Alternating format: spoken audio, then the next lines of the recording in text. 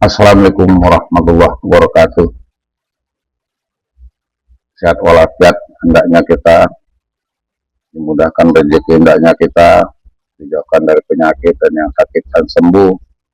Bertemu lagi dalam rangka edukasi bagaimana memanfaatkan kekuatan prinsip.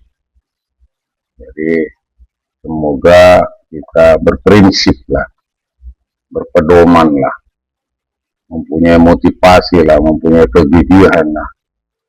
Tidak banyak bayang-bayang cita-cita yang tidak terwujud. Jangan kita berbuat yang sia-sia. Apa itu? Untuk memanfaatkan atau manfaatnya kekuatan prinsip. Jadi kalau orang yang berprinsip ini manfaatnya.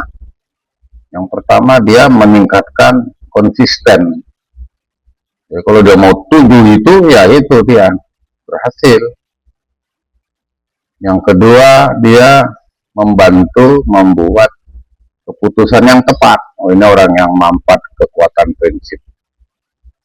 Dia bisa memberikan keputusan, dah kita jalan aja dulu ini, nanti kita di mana ada hambatan kita evaluasi. Wah, ini konsisten itu tadi. Gak berdebat, enggak tujuannya dia malas, tapi malah berdebat. Oh, ini wahaya, ini orang kayak gini. Tidak punya prinsip itu, tidak loyal. Jadi dia punya prinsip. Memang kalau prinsip dia orang nggak mau, ya jangan dipaksakan. Yang ketiga, meningkatkan integritas sesuai dengan nilai-nilai. Jadi batasan kemampuan, budaya, ekonomi, agama dilihat.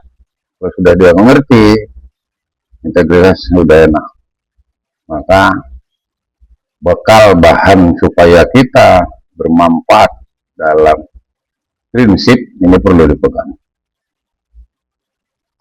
Sehingga yang keempat, kita mengurangi keraguan. Jadi orang yang mau mempunyai prinsip itu dia nggak ragu-ragu. Maka kalau ada orang kita lihat punya prinsip, langsung aja kita ikutlah. Tidak sia-sia ya kan, makanya lebih prinsip. Jadi semua pintu dicat putih. Oh, dia nggak mau cat putih. Orang kerja bakti ngecat pintunya. Wah, tak usah, biar saya yang ngecat. Karena dia tidak, dia orang ini berprinsip. Orang lain semua sudah dicat pintunya, dia belum. Loh, Pak Supa, ini kok belum dicat? Loh, sudah saya cat, dilihat. Loh, kok warnanya tidak putih? Loh, itu putih tak suka saya sukanya kuning. Orang lain semua putih. Nah, sulit ini orang tidak menghargai prinsip orang lain, kebersamaan orang lain. Yang kelima yaitu meningkatkan rasa percaya diri. Nah, kalau kita manfaat dari kekuatan prinsip, percaya diri. 5 inilah diambil, sebenarnya dia banyak ya supaya orang berprinsip itu, tapi garis besarnya saja lah. Kayak garis besar APBN aja ya. Nah, kita balik ke pertama, jadi 5 ini. Meningkatkan konsisten, membantu membuat keputusan, jadi kita bantu. Yang ketiga, meningkatkan integritas. Yang keempat, mengurangi keraguan. Yang kelima, meningkatkan rasa percaya diri. Nah, kita kembali ke yang pertama. Jadi kalau kita bermasyarakat, berkelompok, maka kita harus mendukung agar konsisten, agar kena tujuan daripada prinsip. Jangan di tingkat RT itu sudah berbeda-beda, sehingga tidak konsisten. Ada senangnya goes, silakan, tapi bersama. Ada yang senangnya senam tiap hari Minggu pagi kumpul, silakan. Ada yang tiap malam main gaple terus, sehingga prioritas dari masing-masing itu perlu diorganisir, sehingga kelompoknya itu mempunyai manfaat. Yaitu tentang adanya konsisten. Apapun yang mau dia lakukan, dia bermain gaple tapi konsisten. Dia sepeda boys konsisten, dia hobi mancing konsisten, dia punya piara burung konsisten, dia senang dengan sepeda apa namanya itu, yang sepeda kebo itu ya konsisten. Sehingga bertindak bersama jadinya. Yang kedua, membantu membuat keputusan. Jangan kita menggerogoti keputusan. Indah-indah kata-kata yang kita ciptakan, sebenarnya kita bukan mendukung keputusan. Wah, ini bahaya, ini pengkhianat. Ya. Oleh sebab itu, kita harus membantu, karena saat-saat sulit, kita bisa membantu. Nggak bisa membantu dengan uang. Ya pemikiran kita, ya kita tahan. Jangan memperdebatkan pikiran kita, akibatnya ribut, bertengkar, berjauhan, disudutkan, wah nggak punya teman, juga.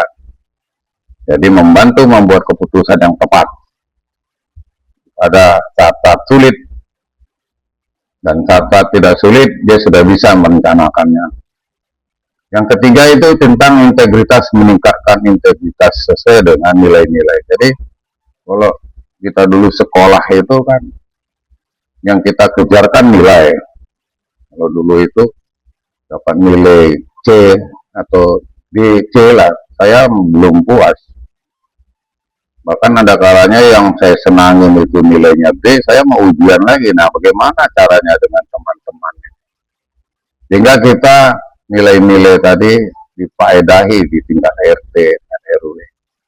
Jadi perlulah kita membangun prinsip yang sama, bersama-sama berprinsip, bersama-sama konsisten, sama-sama mengambil nilai-nilai, sama-sama mengambil keputusan, membantu keputusan, sama-sama mengurangi kerugian-kerugian,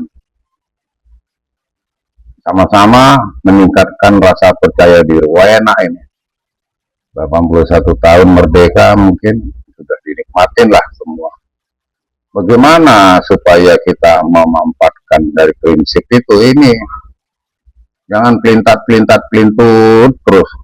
Sehingga apa yang dibilang konsisten tidak terwujud.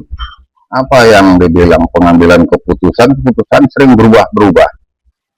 Kalau dulu celananya di kaki ini kuncup, sekarang lebar, nanti lebar balik, jadi mentah mentuh. Membantu membuat keputusan, jadi kita bantulah, jangan mencerca saja, sehingga akan didapat nanti keputusan-keputusan itu untuk dalam keadaan sulit. Keputusan-keputusan itu bisa dinikmatin orang bersama, sehingga kita termasuk yang mengurangi keraguan-keraguan, kita membuat kepercayaan. Kalau sudah kita bersama, mari kita bangun pendopo. Oh, dibangunlah pendopo, ada RW disebut. Manfaatnya banyak, tempat berkumpulnya, tanah latihan. Nah, jadi konsisten. Jadi ini nampak nilai-nilai itu situ sendiri. Sehingga tidak terjadi kalau orang yang mempunyai manfaat dari konsisten itu tadi, manfaat daripada orang yang mempunyai prinsip itu tadi, mudah diterima keputusannya oleh orang lain. Sehingga orang lain tidak mempunyai keraguan. Mari kita ciptakan supaya orang tidak ragu, supaya orang bersama-sama prinsip. Dan orang yang mempunyai prinsip ini harus kita terima. Keputusan-keputusannya kita terima. Nah, memang bagus ya manfaat kekuatan prinsip ini. Gimana nggak bagus manfaat kekuatan? Namanya pun kekuatan. Orang rajin olahraga berarti dirinya kuat.